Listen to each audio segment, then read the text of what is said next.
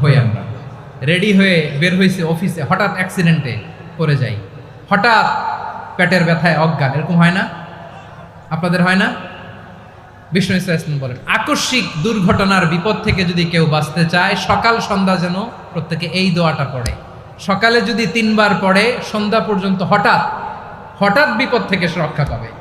Two be protected from sudden calamity, sudden disaster, sudden calamity, হঠাৎ বিপদ, হঠাৎ ভয়ঙ্কর কোনো আকস্মিক বিপদ থেকে আল্লাহ বাঁচায় দেবে। সকালে পড়লে সন্ধ্যা পর্যন্ত প্রোটেক্টেড, সন্ধ্যাবেলায় যদি 3 বার পরে সকাল পর্যন্ত প্রোটেক্টেড। সুবহানাল্লাহ পড়ে।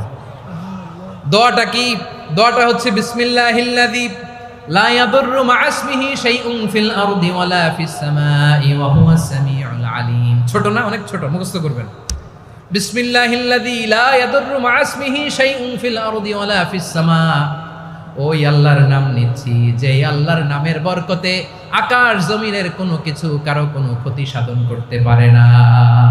তিনি সর্বশ্রোতা, সর্বজ্ঞ।